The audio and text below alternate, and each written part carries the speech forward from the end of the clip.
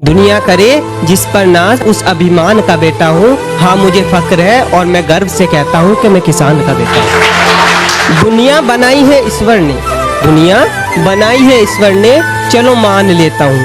पर मानव जीवन का जो करे पोषण, उस भगवान का बेटा हूँ। हाँ मुझे गर्व है और मैं फक्र से कहता हूँ कि मैं किसान का बेटा हूँ।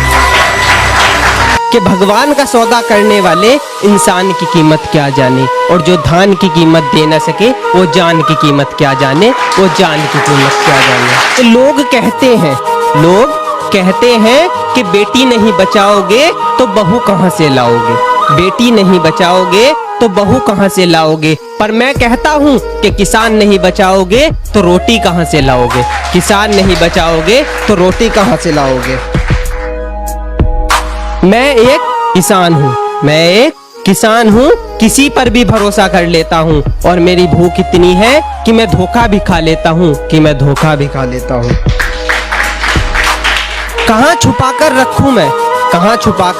रखूं मैं अपने हिस्से की शराफत को। जिधर देखूं उधर बेईमान खड़े हैं, अब क्या खूब तरक्की करेगा मेरा देश, खेतों में बिल्डर और सड़कों पर किसान खड़े हैं। भूमि तो जल गई मेरी, आसमां अभी बाकी है, अनसुनी करने वाली सरकार, इम्तिहान तेरा अभी बाकी है। बरस जाना समय पर, क्योंकि किसी का मकान गिरवी है तो किसी का लगान बाकी है।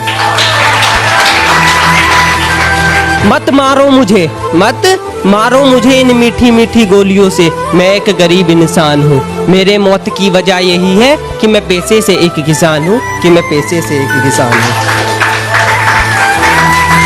यहाँ बैठ गए जमींदार सारे गांव और ग्रामों में। हमारे घर का खर्चा चलता नहीं साहब, तुम्हारे बताए दामा में। लोन देकर भगा दिया लंदन से ले आओ काफिर को। आखिर क्यों मजबूर करते हो साहब किसान के शरीर को फांसी लगाने पर। कि उसकी मौत पर लोगों ने कई तरह की बातें बनाई है, और उस किसान का कर्ज माफ नहीं हुआ है, इसलिए सियासत से परेशान होकर उस किसान ने फांसी लगाई है। अपनी मेहनत से हमारा पेट भर जाए, अपने घर की नहीं पूरे देश की परवाह कर जाए। बड़ी मेहनत है रोटी में इसने नो बतना फेंका करो, किसान की कदर ना करना लो, थोड़ी शर्म करा करो। हो फकर पूरे देश ने कोई ऐसा काम कर जाओ, किसानों की इज्जत ना करना लो, जाओ डूब कर मर जाओ। कि जो सत्ता के पक्ष में बोल दे उसकी वाह वही की जा रही है,